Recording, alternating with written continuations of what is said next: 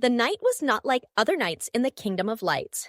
High above the sky, glowing ships drifted toward the royal palace, their silver trails burning across the darkness. Every home in the land watched the skies, whispering about the grand star ball, the one night when the prince would choose a partner. But in a small, broken-down house on the edge of the forest, Cinderella sat by a cracked window. Her clothes were torn, her hands covered with dust from endless work. She pressed her cheek against the cold glass and stared at the ships racing toward the castle. Their lights shimmered like stars, and her heart ached to be there. From behind, a sharp voice broke her dream. "You will stay here, girl. You are not worthy of the ball," her stepmother hissed, locking the heavy wooden door. The sound of the key turning echoed like a final judgment. Cinderella sank to the floor, her heart heavy. The night was alive with music from far away, yet she was trapped in silence.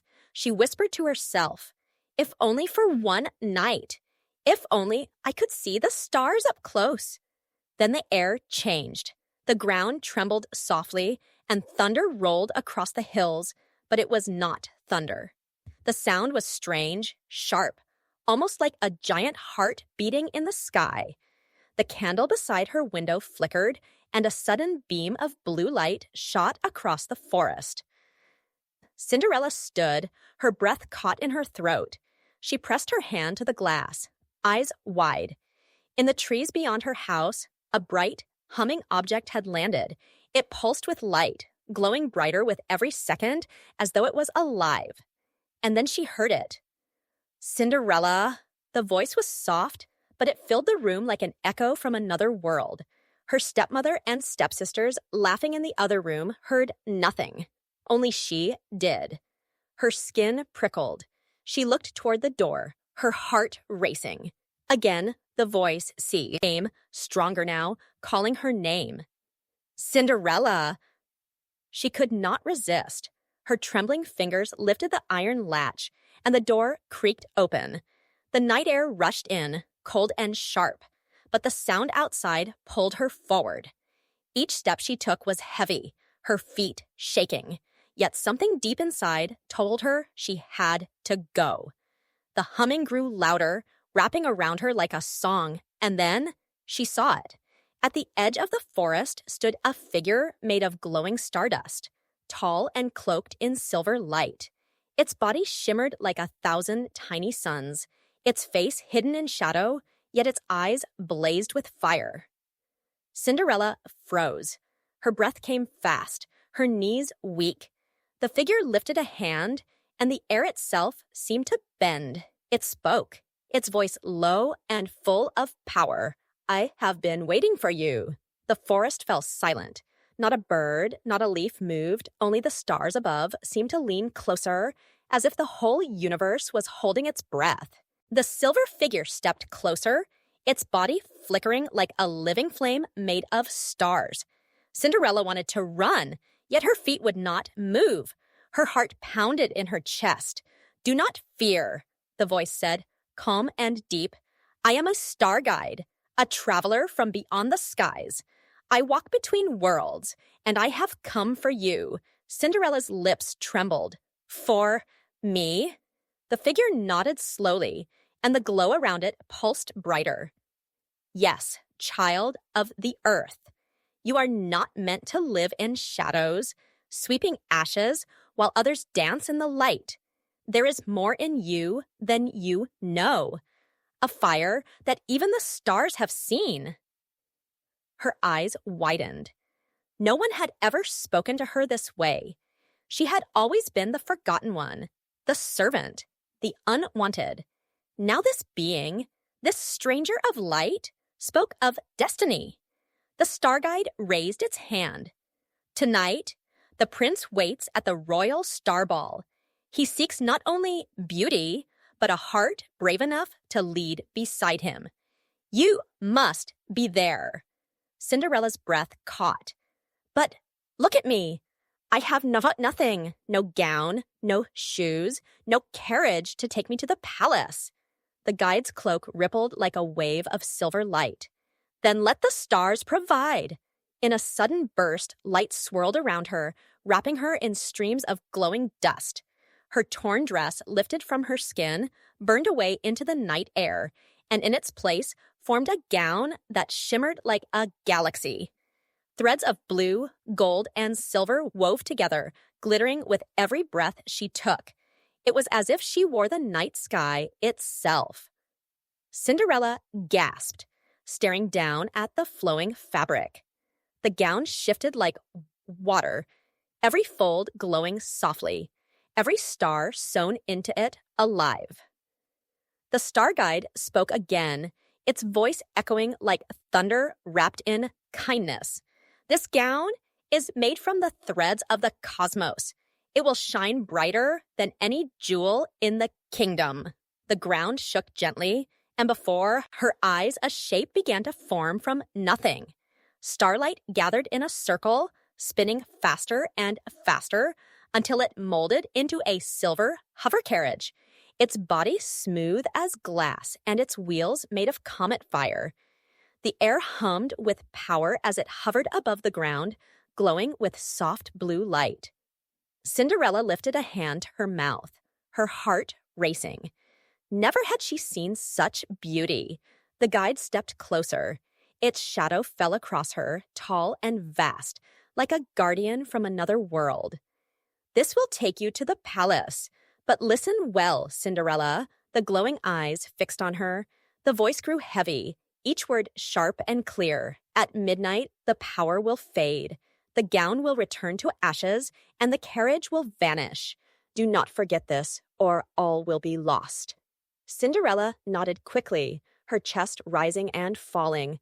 "Midnight. I understand." The star guide's light softened. "Then go, child of Earth. Go and claim the night that was always meant for you." The hover carriage door opened, glowing from within like a piece of the moon. Cinderella placed one foot inside, her hands trembling with both fear and wonder. For the first time in her life, she felt not like a servant, but like someone chosen by the stars, and above them, the universe itself seemed to watch, waiting to see what she would do. Cinderella stepped into the glowing hover carriage. The silver door closed behind her with a soft hum, and the seat beneath her shimmered like it was made from clouds. She held her breath as the carriage shook once, then lifted off the ground. Her house grew smaller and smaller below. The broken roof, the dark forest, even the stepmother's windows glowing faintly with firelight, all of it faded as the carriage rose higher. Then, with a burst of comet fire, it soared forward. The carriage blazed across the night sky like a shooting star. Trails of silver light followed it, painting the darkness with ribbons of blue and gold.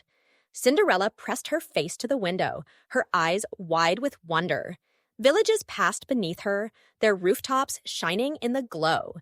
Rivers glittered like mirrors, reflecting the streak of light racing above them. Down below, people looked up in shock. Farmers dropped their tools, children shouted, and travelers on dusty roads stopped and pointed. "Look! A star is falling!" some cried. Others whispered, "It is a sign from the heavens." No one had ever seen such a thing. A living star racing across the sky inside the carriage. Cinderella's heart pounded. She had dreamed of escape so many times, but never like this. Every mile she traveled pulled her farther from the ashes of her old life and closer to something she could not yet imagine. As the palace came into view, the air itself began to change. It vibrated with strange energy, a deep hum that seemed to flow through the carriage and into her bones. The stars above flickered as though they, too, were watching. It felt as if the universe was holding its breath, waiting for her arrival. The royal palace stood tall on the horizon, its towers glowing with crystal lights, its gates surrounded by beams of silver fire. The hover carriage slowed, circling once through the air before lowering gently to the ground. The energy around her grew louder, like the sky itself was singing. Finally, the carriage touched down before the gates. The silver doors swung open.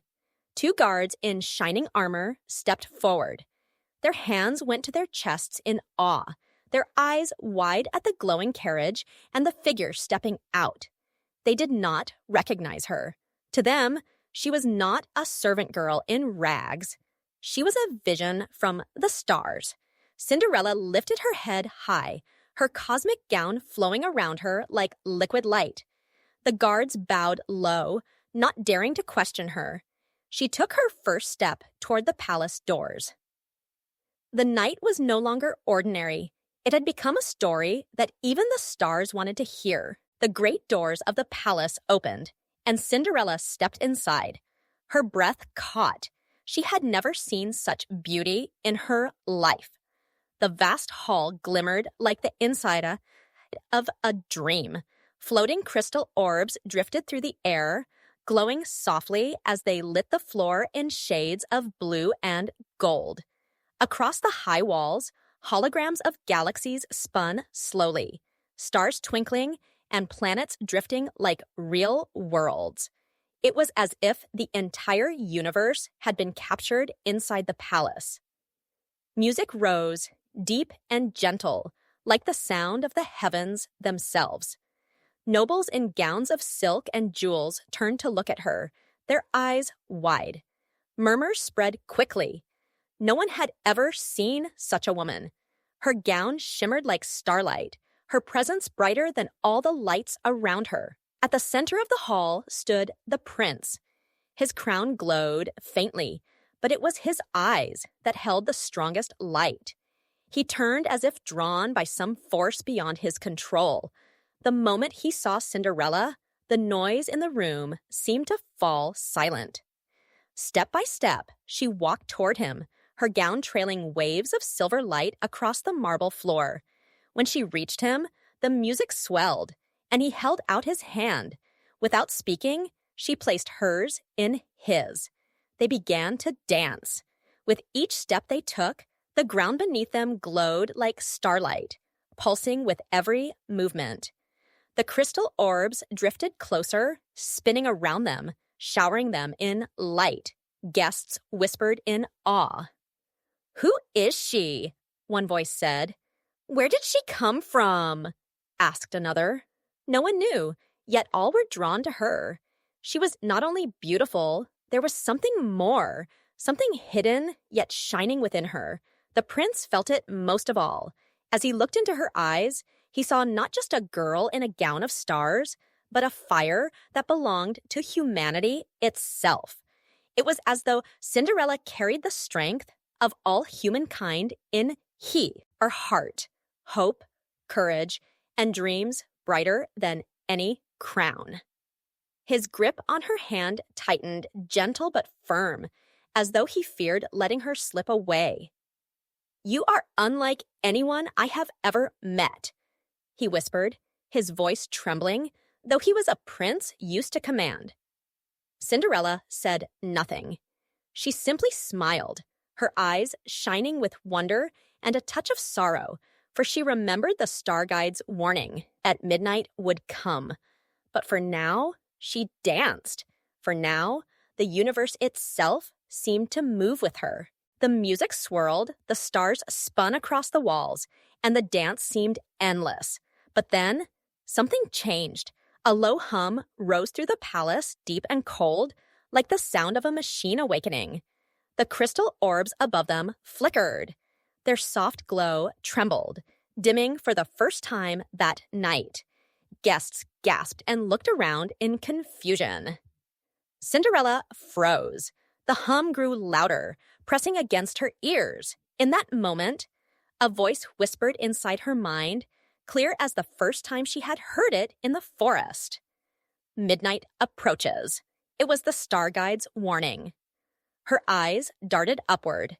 At the far end of the hall, towering over the dancers, stood the great palace clock. Like any other, it was built from glowing gears, its hands carved from pure crystal, its face lit by silver fire. Now slowly, it began to move. "Strike!" The sound echoed like a hammer on steel.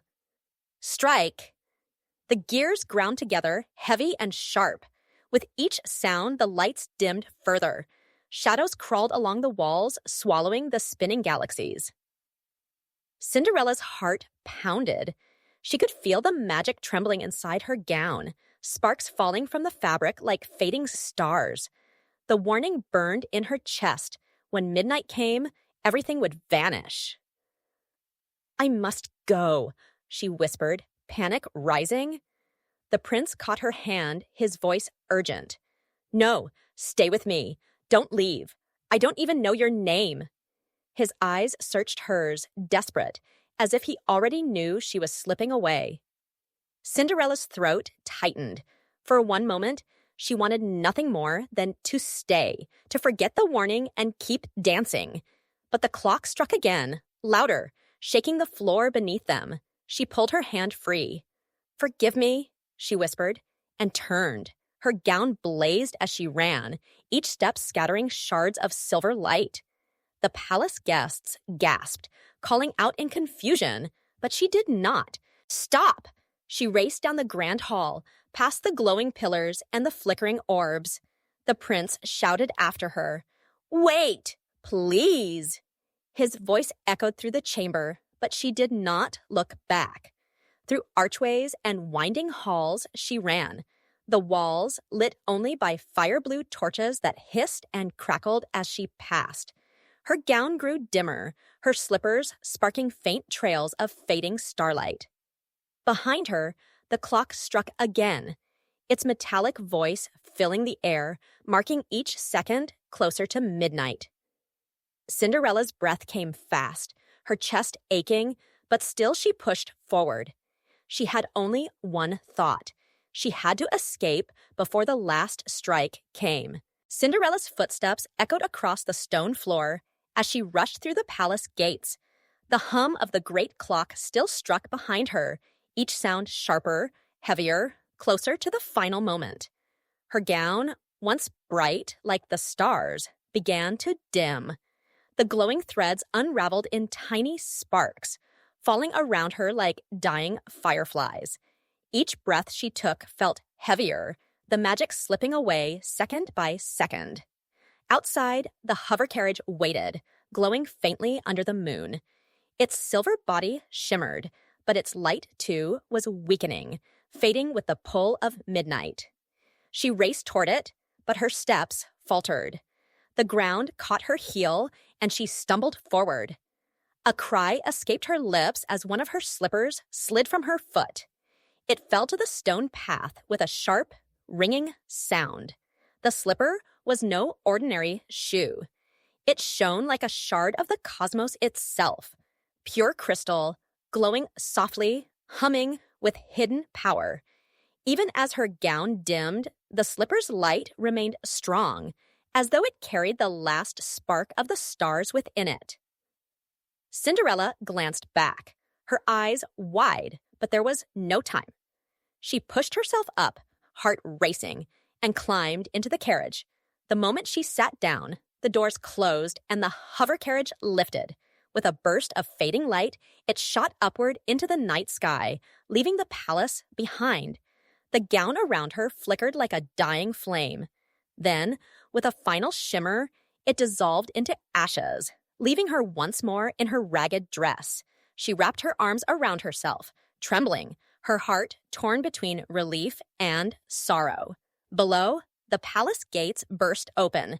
The prince ran out, his cloak flowing behind him, his eyes searching the dark sky. He reached the place where she had stumbled, and there, lying on the stone path, he saw it. The crystal slipper glowed in the moonlight, bright and alive, humming softly like it carried a secret voice. He bent down, lifted it gently in his hands, and felt the power inside it.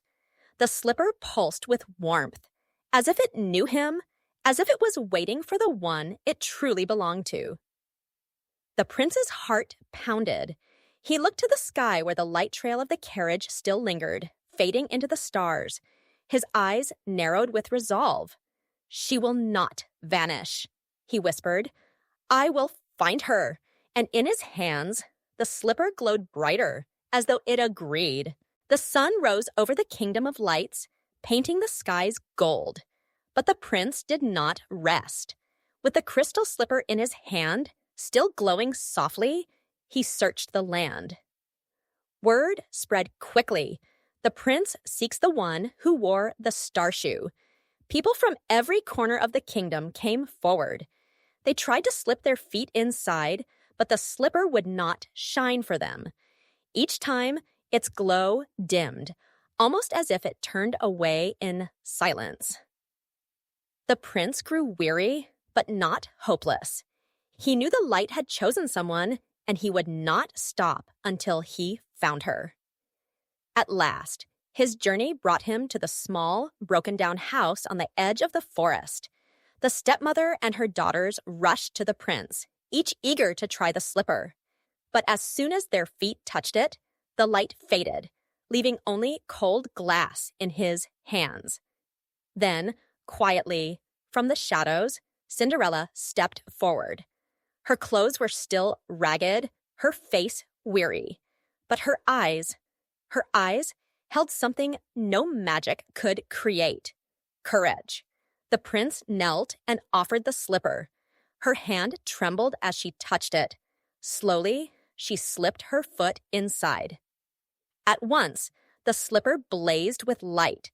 It was brighter than before, so bright it filled the small house, spilling out the windows and doors, lighting up the whole village. The air itself seemed to hum, as though the stars above were singing. The prince looked up at her, awe in his eyes. "You are the one," he whispered. "The stars have chosen you." Before Cinderella could speak, the room shimmered.